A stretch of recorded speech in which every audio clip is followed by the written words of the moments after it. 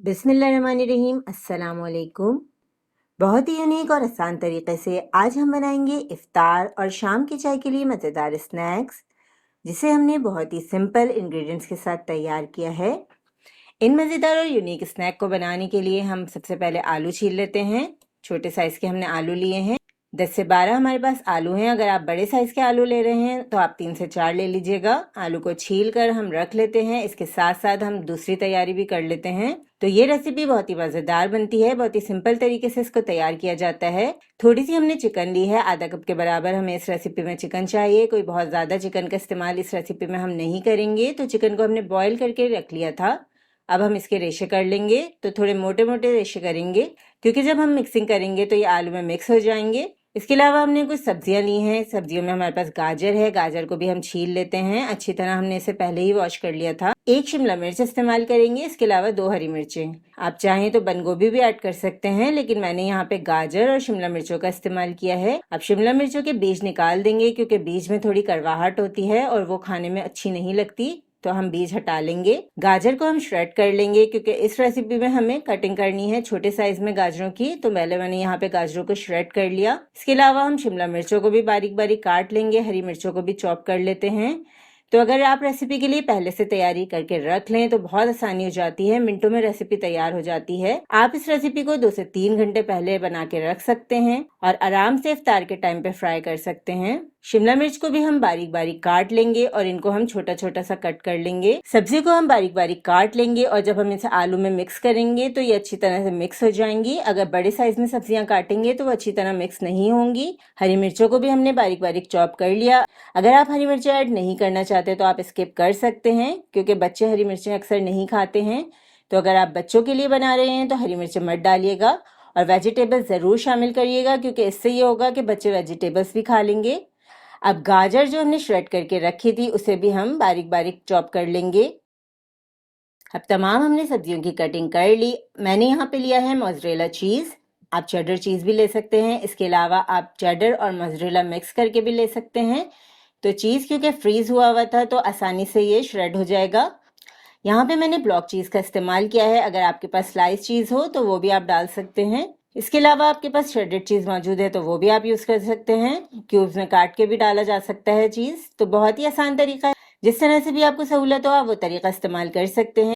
इस मज़ेदार सी रेसिपी को बनाने के लिए हम एक डो प्रिपेयर करेंगे। इसके लिए हमें 2 कप मैदे की ज़रूरत है। मैदे को हम अच्छी तरह छान लेंगे, क्योंकि मैदे में अक्सर कचरा मौजूद होता है। तो छानने से ये होगा कि वो कचरा निकल जाएगा।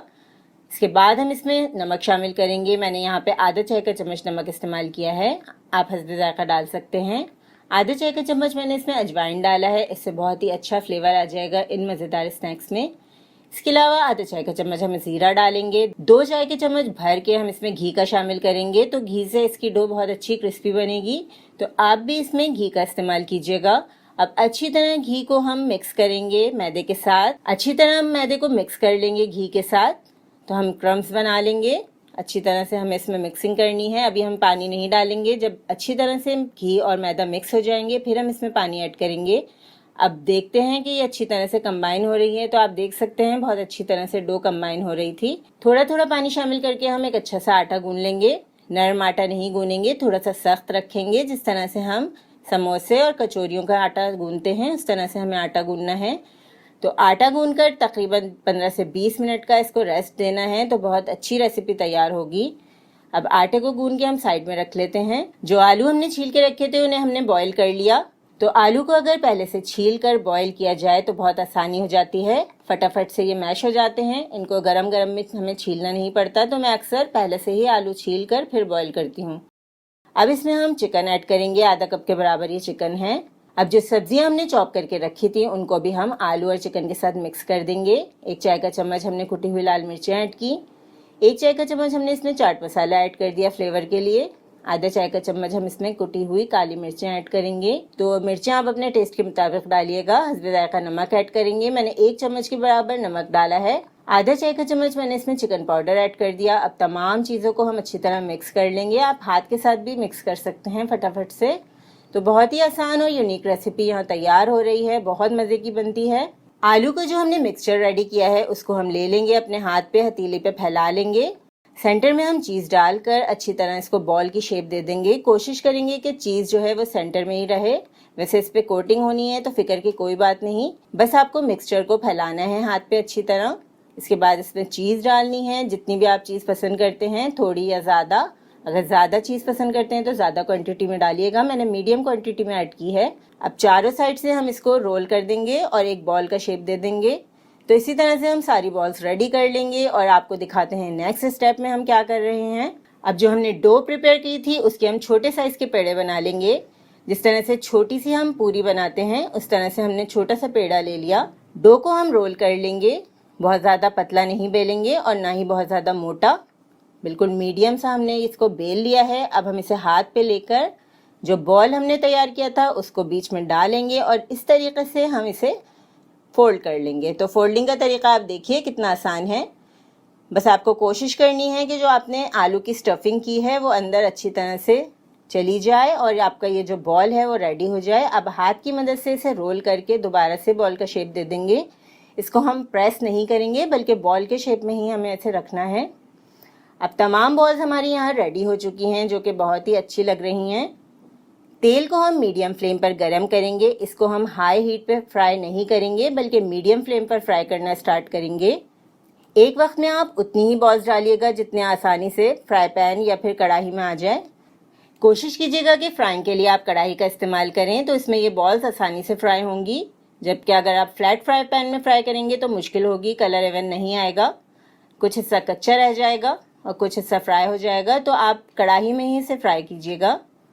अब मीडियम फ्लेम पे हम इसे 8 से 10 मिनट आराम से फ्राई करते रहेंगे। बीच बीच में हम चमचा चलाएंगे, बहुत ज़्यादा चमचा नहीं चलाएंगे बल्कि थोड़ी देर के लिए छोड़ छोड़ के फिर हम इसमें चमचा चलाएंगे। तो बहुत अच्छे से ये गोल्डन क्रिस्पी बॉल्स यहाँ पे फ्राई हो रहे हैं, आप देख सकते हैं। बहुत ही मज़ेदार ये स्नैक बनते हैं। अब 8 से 10 मिनट हमने इन्हें फ्राई कर लिया, हम इन्हें निकाल लेते हैं। तो अफ्तार के लिए तो ये बहुत ही मज़ेदार रेसिपी लगती है। इसके अलावा आप इसे शाम की चाय के साथ भी सर्व कर सकते हैं। बहुत ही मज़ेदार क्रिस्पी क्रंची मज़ेदार सी ये बॉल्स रेडी हो गई हैं। अब हम आपको दिखाते हैं कि ये कितनी क्रंची और क्रिस्पी बनी हैं। इन क्रंची क्रिस्पी बॉल्स को आप सर्व कर सकते हैं टोमेटो केचप के साथ। इसके अलावा आप इसे हरी चटनी के साथ भी सर्व कर सकते हैं। तो आप देख सकते हैं कितनी मज़ेदार ये बॉल्स फ्राई हुई हैं। सेंटर में हमने इसकी चीज़ की जो फिलिंग की थी वो भी कितनी अच्छी लग रही है। तो देखने में तो ये बहुत टेम्पटिंग है, जब आप इन्हें बनाएंगे तो आपको पता चलेगा कि ये कितनी मज़ेदार बनी है। तो आप इस रेसिपी को ज़रूर ट्राई कीजिएगा और हमें बताइएगा आपको रेसिपी कैसी लगी। रेसिपी को ट्राई ज़रूर कीजिएगा। वीडियो को लाइक और शेयर करना बिल्कुल भी मत भूलिएगा। अल्लाह हाफ़िज़।